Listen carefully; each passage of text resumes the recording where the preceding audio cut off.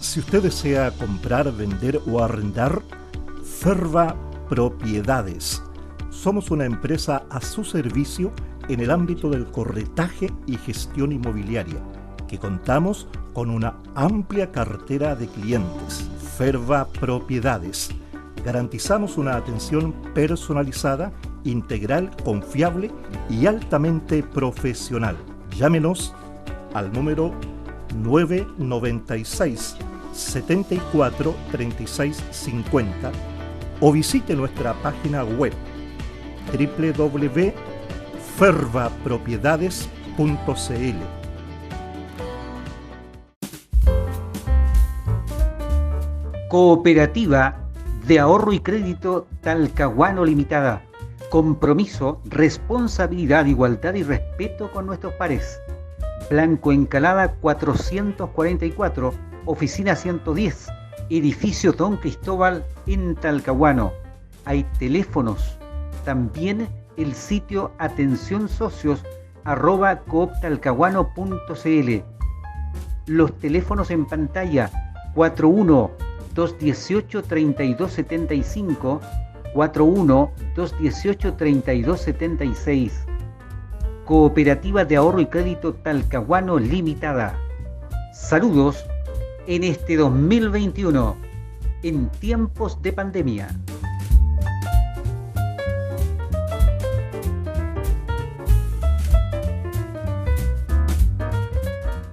Hola, ¿qué tal? ¿Cómo les va? Bienvenidas, bienvenidos también a una nueva edición de Ferva Cultura Inmobiliaria a través de las pantallas del Canal 8. Somos la señal 23.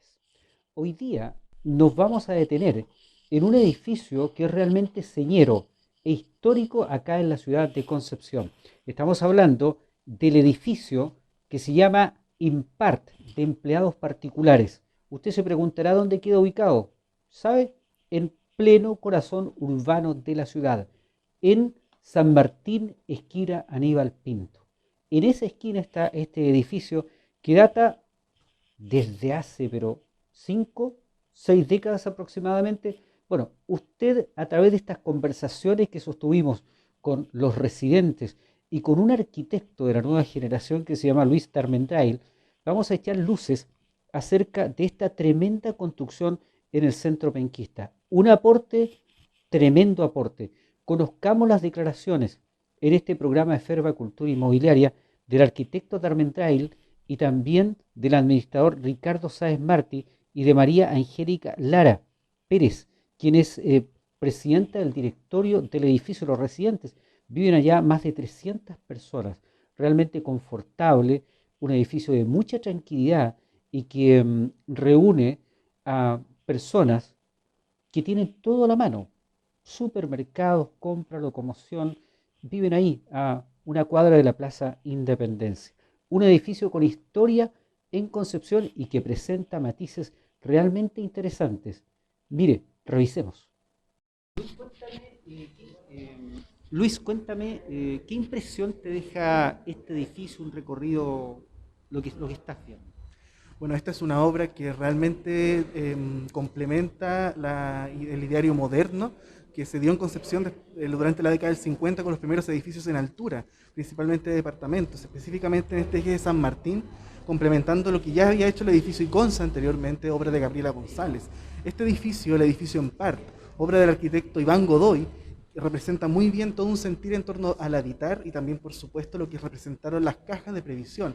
En este caso, la caja de empleados particulares, que decide construir esta obra aquí en San Martín, esquina Aníbal Pinto, y que además es bastante particular, no solo por su forma, sino por supuesto con su relación urbana, abriéndose hacia la calle San Martín con un jardín, como una antesala, una preparación, y por supuesto la gran cantidad de materiales de revestimiento, tanto en el exterior como en el interior, que son materiales como el mosaico vitrio, que se utiliza en gran parte de la fachada como una cascada multicolor, una composición totalmente aleatoria que utiliza una gran cantidad de tonos, de tintes y por supuesto también los volúmenes laterales, donde nos encontramos con mosaico vitrio de color anaranjado, que era uno de los más caros también que existían dentro de la paleta de este material.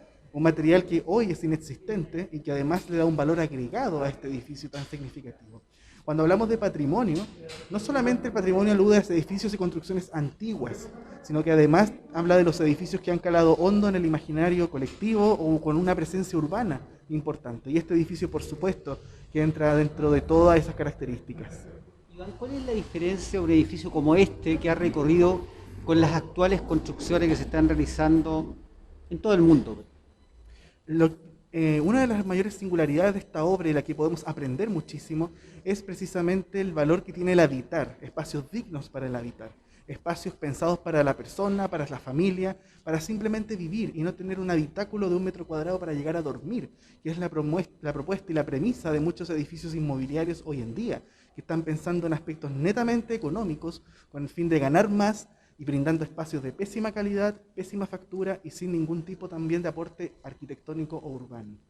Ahora, una pregunta de carácter técnico. Una construcción de esta envergadura es de largo plazo, ¿no es cierto? Por lo que representa su estructura, su condición de haberla construido sobre tierra firme.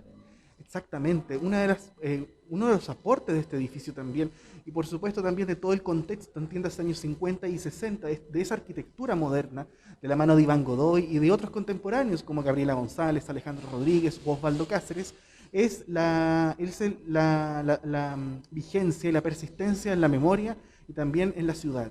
Estamos hablando de edificios que seguimos hablando de ellos después de 60 años.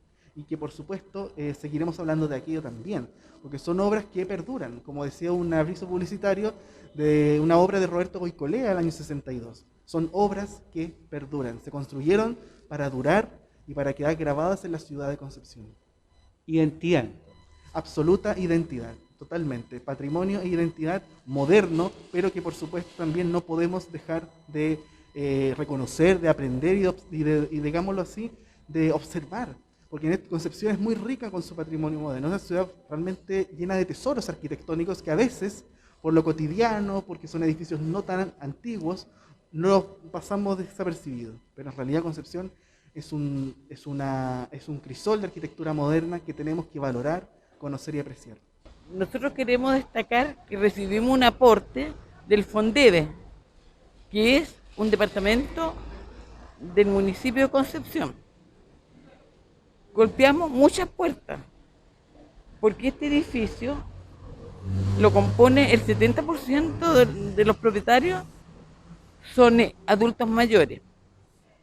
Pero por nosotros estar en el centro, como que no teníamos derecho a ayudas. Hasta que llegué al municipio, y ahí fue la única parte donde pudimos empezar a hacer nuestro trabajo. En el FONDEVE nos pidieron de que teníamos que armar un patrimonio familiar.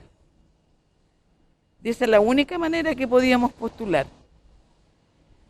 Y nos dieron, después de como mucho tiempo, logramos ganarnos proyectos y el municipio nos ayudó con el 40% del total de la reparación de un ascensor. ¿Sí? Lo modernizamos totalmente. Lo único que no se cambió fue la caja.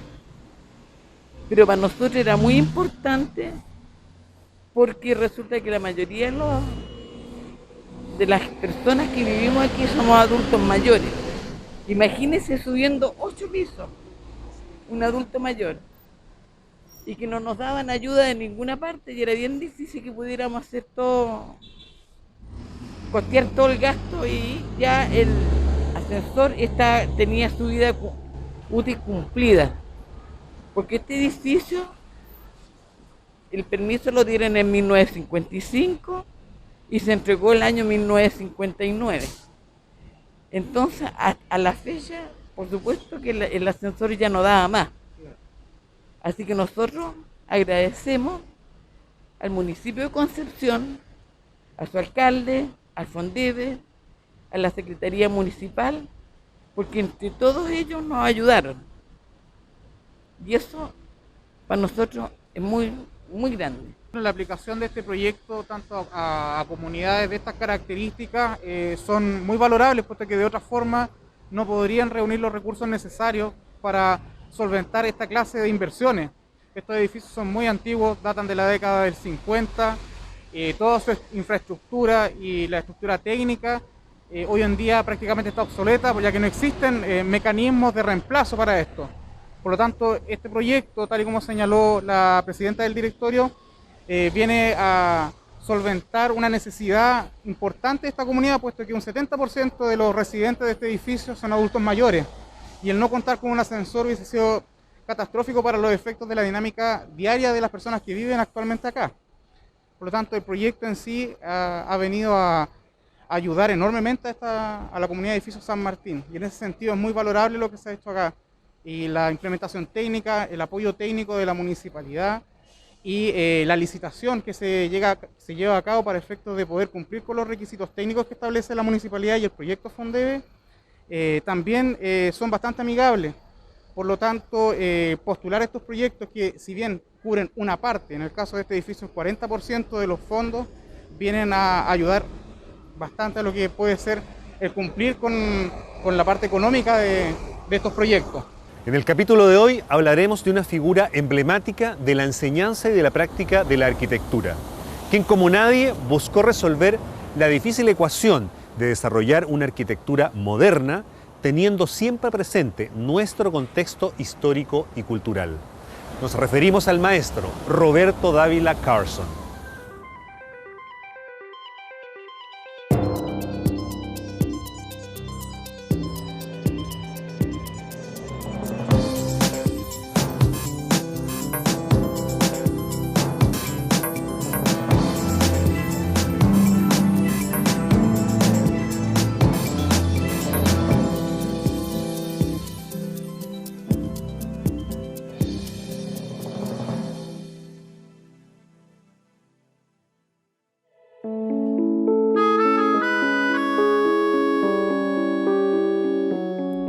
Roberto Dávila Carson, el menor de 3 hermanos, nació en Santiago en 1899, hijo de Roberto Dávila Baeza, un connotado militar, y de doña Emma Carson Cox. A la temprana edad de 8 años se traslada junto a su familia a Viena, en donde su padre había sido designado agregado militar. La estadía en Europa se traduce en un enriquecimiento cultural enorme. Bajo la tutela de su hermano Miguel, quien además estudia arquitectura, Roberto recorre países, conoce museos, múltiples obras y se familiariza con métodos de creación e investigación propios de su futuro oficio. La Viena del cambio del siglo XIX al siglo XX es uno de los momentos privilegiados, por así decir, de la cultura europea. Es un momento que ya anuncia el fin del imperio, por una parte, y por la otra es un momento en que se ha producido toda una serie de desarrollos literarios, pictóricos, psicológicos, en la Viena de Freud, en la Viena... O sea que es un momento aparentemente muy elegante, aparentemente muy decorativo, ¿no? Es el momento de lo que llaman el Jugendstil, o sea, como el Art Nouveau vienés, digamos, Hoffmann y todo esto, pero al mismo tiempo es un momento cargado de tensiones internas. Tensiones que en el fondo anuncian el fin de un mundo y el comienzo de otro. En 1914, el estallido de la Primera Guerra Mundial marca el regreso de Roberto Dávila a nuestro país. Antes de un año, su padre fallece. Una dura prueba para este joven quien muy pronto decidirá seguir académicamente los pasos de su hermano, proyectando un futuro laboral en conjunto. Conforme avanza en sus estudios, surge en él cada vez con más fuerza el deseo de investigar y dar cuenta de la singular arquitectura colonial chilena. En ese sentido, Dávila es un precursor y empieza primero que nada a sistematizar lo que quedaba de esa arquitectura que se había resuelto durante la colonia, que no era tampoco una copia directa a la arquitectura española, sino que era una adaptación de esa arquitectura a los terremotos, a la relación con los indígenas, que había generado una arquitectura propia a fuerza de solucionar problemas. En ese sentido, Dávila fue un rebelde, Dávila fue alguien que recorrió, alguien que registró justamente la arquitectura propia, porque quizá él tenía una intuición de que eso también se iba a acabar, o se estaba acabando. De hecho, muchas de las cosas que Dávila dibujó no existen más. Sus años de estudio los enriquece también con una intensa lectura de libros y revistas que le darán cabal conocimiento de lo que arquitectónicamente ocurría en Europa. Coherente con su acostumbrado rigor, presenta en su proyecto de título una llamativa propuesta para un santuario en conmemoración a los héroes de la batalla de Maipú. Él se demoró 6 años en hacer ese proyecto.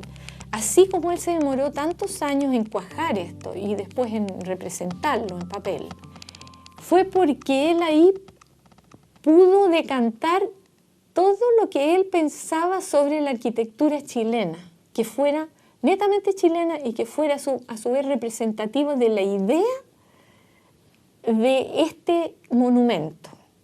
Esa masa emergente, ese volumen emergente, por dentro tenía que tener una cierta curva y que no podía hallar la curva dibujada en términos técnicos, mano alzada, lo que sea, pero no podía encontrar la cuestión. Hasta que en algún momento vio un cordel sujeto de los dos extremos y ahí encontró la curva exacta, que era la catenaria. Daba vuelta, hizo la catenaria como cielo interior de ese volumen emergente.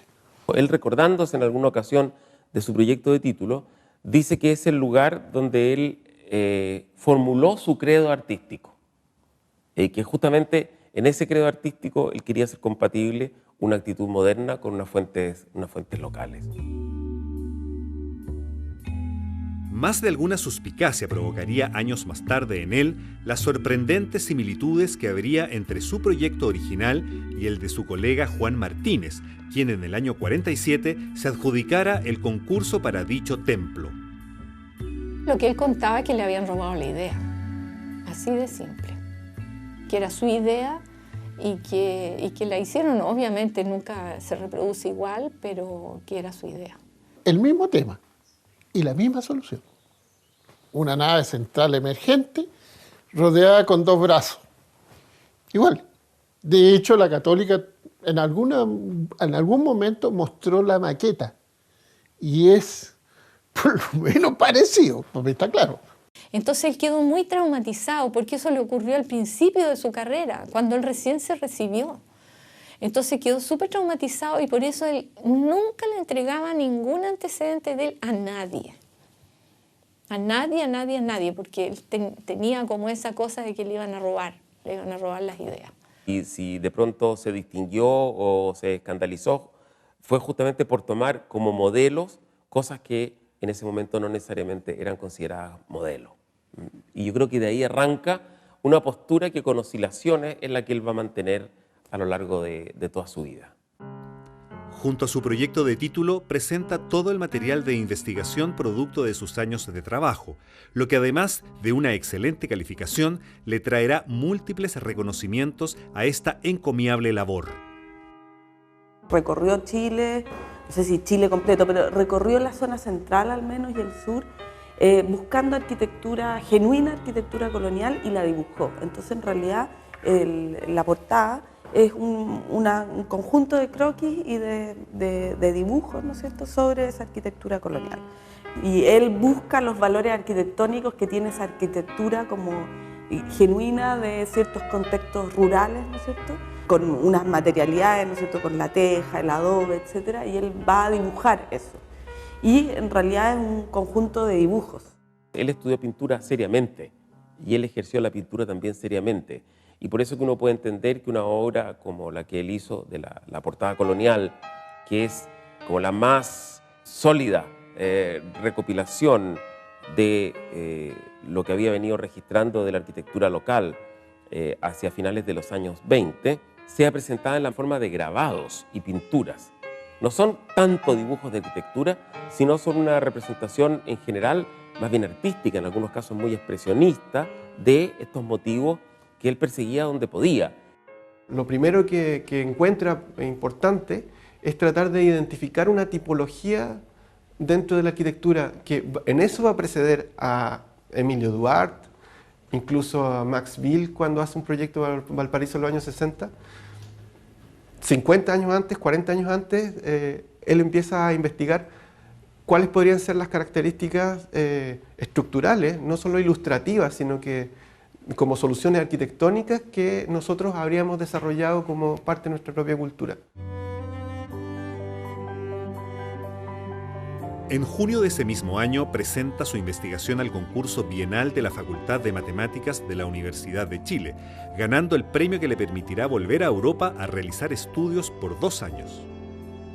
Yo creo que Dávila fue extraordinariamente hábil, digamos, para contactarse con los más potentes e interesantes grupos de vanguardia europea. Uno podría decir que casi no dejó grupo que no conociera o que no tocara, digamos. O sea, por una parte él estuvo en contacto con los holandeses, con Van Tokerloo y con toda esta gente, con todo el grupo de los Países Bajos. Él también hace su estadía como más académica y obtiene un diploma, ¿verdad?, de la academia en Viena, y ahí está con Behrens, por ejemplo. Y luego se arregla para entrar en contacto con Le Corbusier y permanecer en París. Entonces ya bastaría tener este triángulo, Holanda, París, Viena, más los contactos que tuvo con Mies van der Rohe y con el periodo que dirigía la Bauhaus, para darse cuenta que Dávila supo dónde llegar, supo quién era quién y supo con quién conectarse. Le Corbusier le toma mucho cariño a Dávila, porque de alguna manera es un aprendiz, ¿no es cierto?, pero un aprendiz que te empieza como a confrontar y a rebatir ciertos principios. Dávila nunca dejó de afirmar que la arquitectura debía fundarse en el contexto cultural propio. Pero al mismo tiempo, él siempre tiene como algún componente más decididamente moderno. Y su gran esperanza es encontrar un lenguaje que haga compatible una actitud moderna, una renovación de la arquitectura con estas raíces propias, coloniales y locales. Hay una publicación alemana, la Modern Bauformen, que le dedica, no sé, 10 páginas a los proyectos de Dávila, ya prácticamente como arquitecto, no como estudiante, ¿no? Yo creo que esos años de permanencia en Europa y los trabajos que hizo en la Academia de Viena justamente demuestran eso. Yo diría que son casi un paréntesis. Es el momento en que realmente hace proyectos vanguardistas, en el sentido de usar realmente este lenguaje muy decidido de la arquitectura de vidrio, de la arquitectura escalonada, de los volúmenes puros. Como que él dice, esto es lo que vine a conocer y esto es lo que yo puedo manejar. Y él volvió y empezó inmediatamente a hacer clases. Y eran fascinantes, absolutamente fascinantes, porque él transmitía no solo lo que había que enseñar, sino que él transmitía su experiencia propia. Un arquitecto que tenía esa experiencia y volvía dentro del ámbito universitario era un impulsor evidente de estas aspiraciones de cambio que se expresaron en distintos momentos en las universidades, que no siempre tuvieron éxito, fracasaron en varias oportunidades hasta que muy tardíamente se lograron cambiar, pero siempre inspirados por estos arquitectos que eran en cierto modo modernos de verdad. Yo creo que el principal aporte académico de Roberto Dávila primero era enseñar de manera correcta esta formación de inicio, donde tú te tienes que preguntar por la percepción básica de la composición, de la forma, el espacio, el tiempo, a partir de la manipulación de formas geométricas elementales. Eso es muy importante porque rompía con la enseñanza de los estilos, que no era otra cosa que copiar dibujos del Renacimiento de Grecia como un gesto mecánico y racional por parte de los estudiantes. Él hablaba pam pam vino, las cosas como eran, y en ese sentido era súper cercano a los alumnos. De partida le gustaba sentarse en una gran mesa y todos los alumnos alrededor. Cada proyecto se analizaba por separado y todos participaban de ese análisis. No es aprender, sino es adquirir cultura, elevar el pensamiento, hacer comprensible la evolución y los porqués de esa evolución. Y él, el maestro de Dávila, no solo fue a ver los movimientos a Europa, sino que fue a recorrer. Él tomaba muchos dibujos, apuntes, también sacaba muchas fotos, que en ese tiempo era rarísimo, si nadie tenía una máquina fotográfica. Era excepcional, tenías que tener mucho dinero para sacar fotos y tener buenas máquinas. Entonces nosotros fuimos privilegiados en ese sentido, que teníamos esta fuente, ¿no?, de imágenes que él nos presentaba.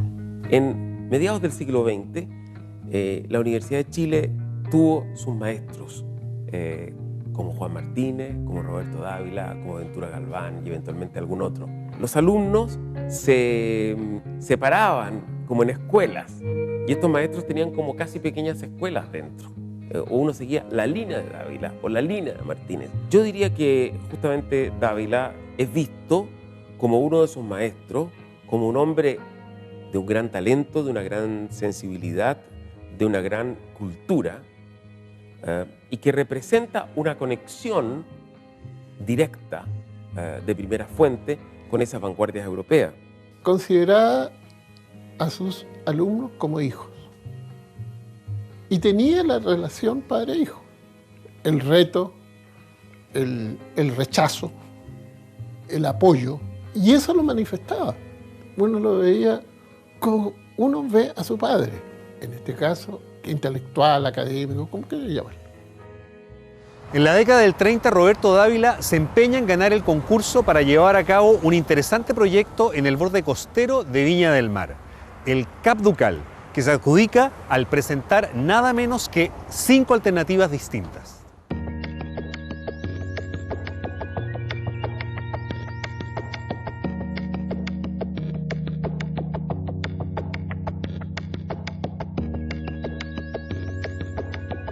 El terreno seguramente y el encargo era tan espectacular que los arquitectos, con tal de tener más opciones y de evitarse perder este concurso tan atractivo, se presentan con varias opciones, pero las opciones son estilísticas. Es decir, es un mismo programa, un mismo edificio, una misma localización, los mismos requerimientos técnicos y de vista, etc. Sin embargo, van envueltos, por así decirlo, en alternativas diferentes. Pero si uno mira atentamente esos croquis, la propuesta arquitectónica es una.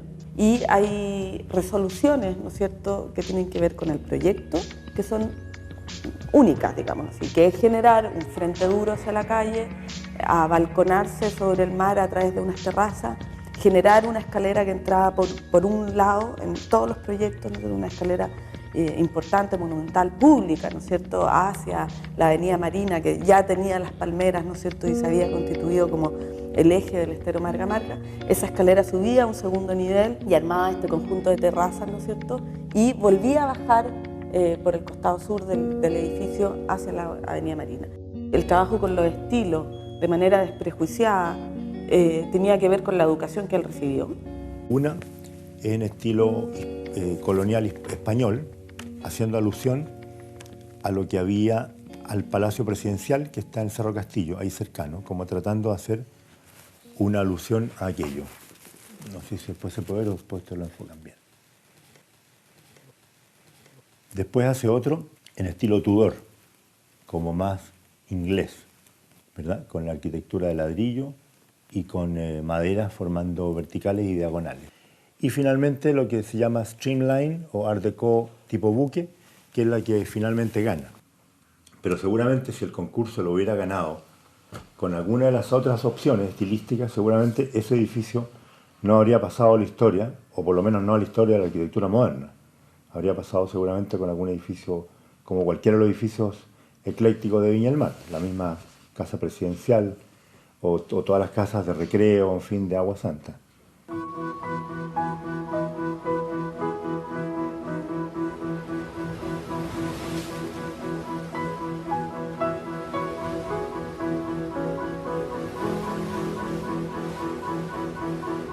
Sin duda creo que la característica principal es este triunfo, por así decirlo, de la arquitectura moderna a través de ser capaz de interpretar de mejor manera un entorno de la rompiente y de la orilla de mar.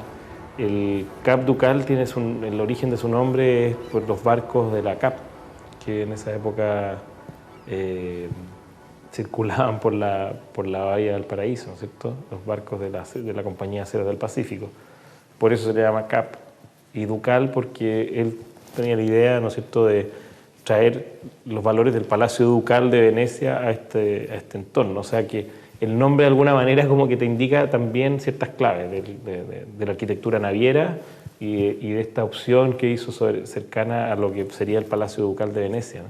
Entonces, esta mezcla entre las dos cosas es la que de alguna manera de donde nace el proyecto.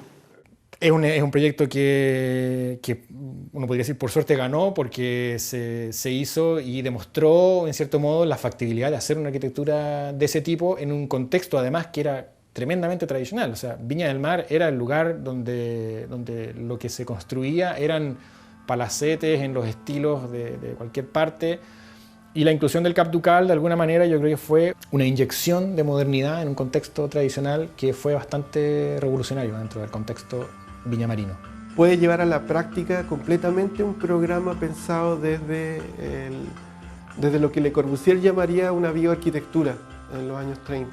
Es decir, está el edificio pensado racionalmente como una máquina, cada detalle está integrado en la circulación, en la iluminación, en el racionalismo funcional, pero no solamente el objeto arquitectónico, sino que además está integrado a su entorno. Dávila juega un poco también con esa imagen naval al usar no solamente las ventanas redondas típicas de los barcos, sino también esta idea de las terrazas abiertas, y existía esta idea de que uno estaba permanentemente, podía salir en todo el perímetro a un espacio que era donde tenía la brisa marina permanente, y era como estar efectivamente en un barco, era un poco jugar con esa imagen, no solamente en términos de estilo, como del estilo náutico que se tiende a llamar, sino también en esta situación como de un poco estar en el agua, no un estilo náutico de un edificio en la tierra, sino que era un poco la posibilidad de hacer un edificio barco de verdad. Es muy buena arquitectura. O sea, más allá de si parece barco o no parece barco, de si esto o lo otro, desgraciadamente el edificio hoy día está muy desfigurado respecto de lo que era, pero realmente la posibilidad de generar un lugar, la manera en que él se relaciona con la vereda, cómo pone la entrada, cómo desde el interior muestra el mar y las rocas, etc. La justeza con que están resueltas las formas, la precisión, en fin, ahí demuestra Dávila que él es sobre todo un gran arquitecto. Era bastante difícil porque ahí recibía todo el embate de las olas, entonces trabajó con ingenieros de muy alto nivel para poder, y él supervisando todo eso, poder hacer una construcción que no le hiciera mella el medio ambiente, digamos, el mar y la salinidad y todo lo demás. Hay cosas que son del ámbito de la arquitectura, como disciplinar, como la concepción espacial, formal y la resolución que hace el edificio, también del programa, ¿no es cierto? Porque el programa era un salón de té, pero en el primer nivel era una especie de bar. Entonces tenían entradas como independientes, como un horario nocturno, un salón de té, que funcionaba muy bien además en el día, ¿no es cierto? Que además acompaña mucho las actividades de ocio y de balnearia. El propio Le Corbusier le manda unas felicitaciones, una carta muy extensa y muy clara, digamos, de felicitaciones y que encuentra que ha manejado los principios del modernismo con maestría, digamos, en ese emplazamiento. En esos mismos años, Roberto Dávila realiza otra de sus grandes obras. La Casa Flores, ubicada en la base de la bajada Agua Santa, constituye una notable fusión de distintos estilos arquitectónicos.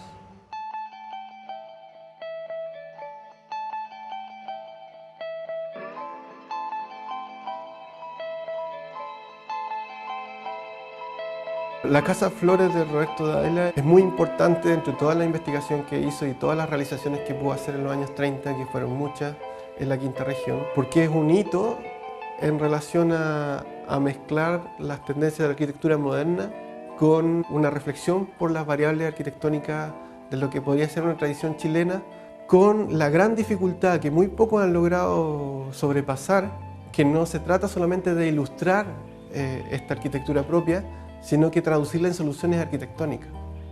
En general existe un acuerdo en decir que lo que resuelve la Casa Flores bastante magistralmente son las complejas condiciones del terreno.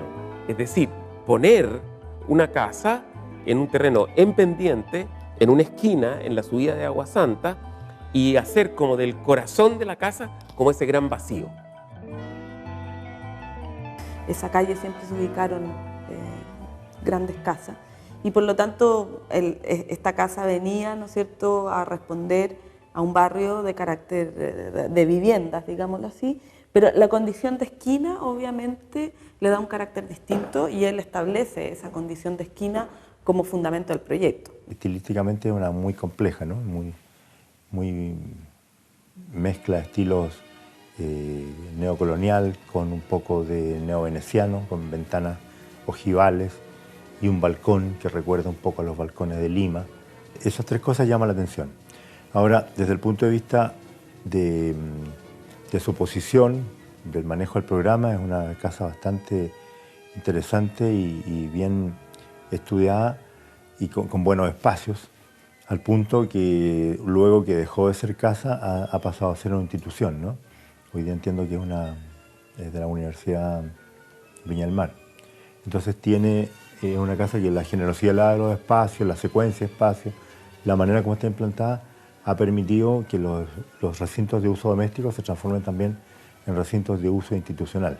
Si uno la despojara un poco de sus ornamentaciones o de sus terminaciones como españolas, uno encontraría un volumen bastante limpio, algo más parecido como al expresionismo de los alemanes, con volúmenes curvos, contracurvas. Tiene esta idea como de una libertad de forma que es propia de la arquitectura moderna y que yo creo que Dávila buscaba un poco relacionar con una estética que no necesariamente tenía que terminar siendo estética moderna tipo barco, sino que podía también funcionar con un sistema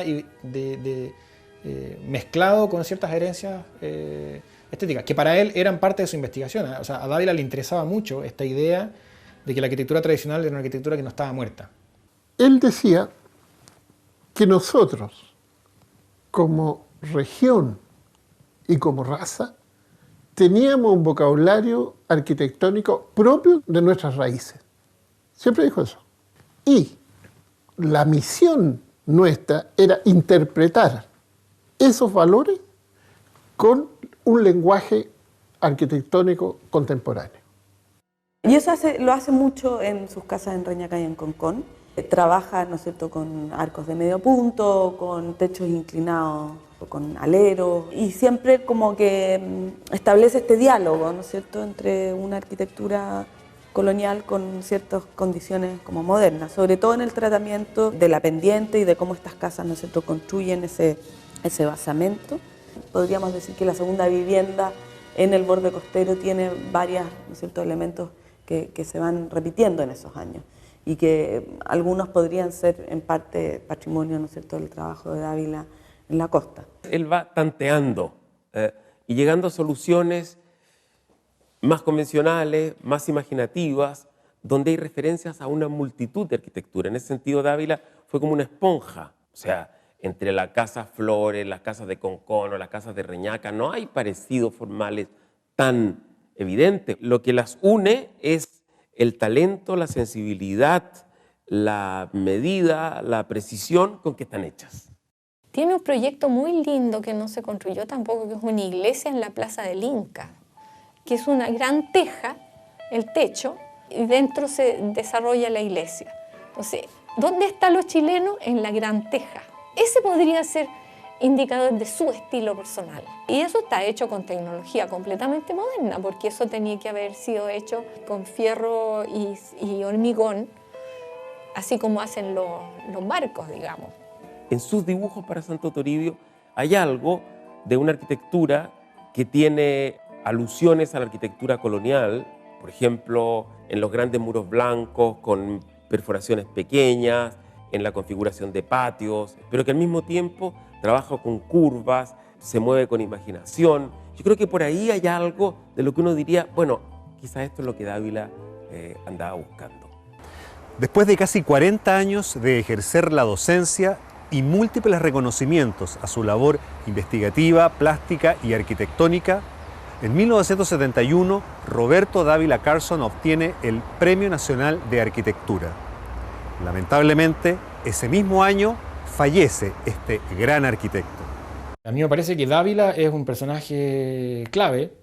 Cumple un rol que de alguna manera hace un vínculo entre una arquitectura que los nuevos modernos o los jóvenes modernos de los años 20 criticaban duramente, pero que no les permitía romper completamente con eso. Y eso yo creo que hizo que probablemente las bases sobre las que se construyó la arquitectura moderna en Chile fueron más sólidas, porque fueron menos exclusivamente combativas. No se basaban solo en una ruptura con el pasado, sino que de alguna manera permitía hacer este traspaso, esta especie de transición entre una arquitectura tradicional y una arquitectura moderna. Yo diría que fue un buen arquitecto, pero por sobre todo fue un gran maestro. Y ese título se lo ganó porque los alumnos se lo pusieron. Si bien su obra era muy interesante, la persona era todavía mucho más interesante que la obra. Y yo creo que Dávila fue un personaje un poco así. Él, cargado de cultura, cargado de conexiones, cargado de ideas, un artista, un maestro, un hombre de una complejidad que ninguna de sus obras es capaz de manifestar por completo, con tanta potencia. Roberto Dávila, al final de su carrera como docente, dedica un decálogo a los estudiantes de arquitectura de la Universidad de Chile, donde da consejos para su actuar. 1. Tengan la máxima curiosidad intelectual y artística. Procuren ver y conocer lo más posible. 2. Al proyectar sean valientes, audaces en sus ideas y luego pacientes y razonadores para desarrollarlas. 3. No se dejen intimidar por los fracasos primeros. Piensen que aquellos que ustedes más admiran rara vez empezaron con grandes éxitos. 4. Tengan fe en sí mismos, perseveren y no se consideren ni muy poca cosa ni prodigios. 5. Tengan su ideal propio de belleza y al logro de ella dobleguen las técnicas y los medios materiales para lograr sus visiones, no al revés. 6. Tienen en Chile entero una hermosa arquitectura del pasado, en ella inspírense. 7.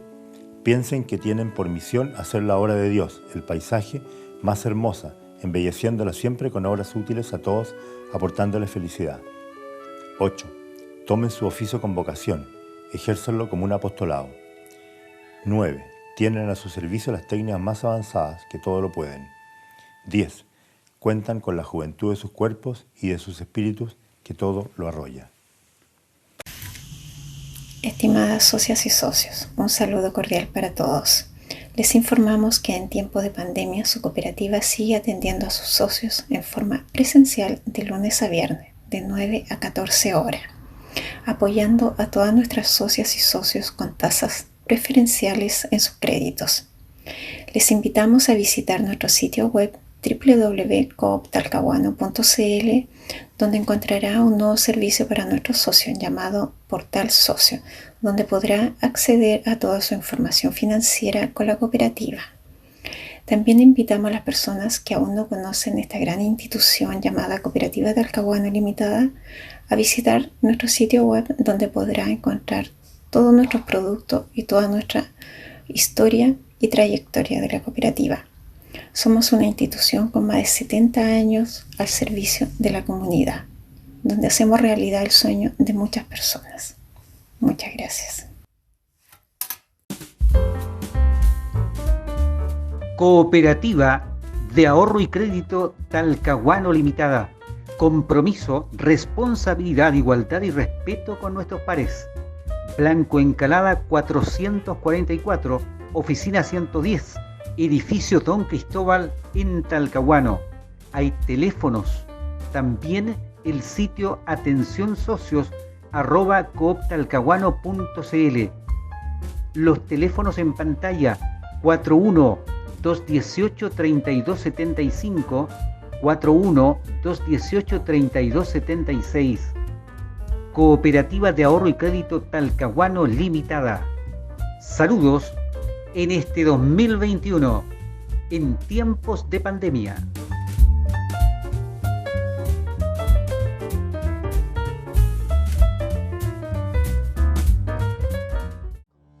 Si usted desea comprar, vender o arrendar, Ferva Propiedades.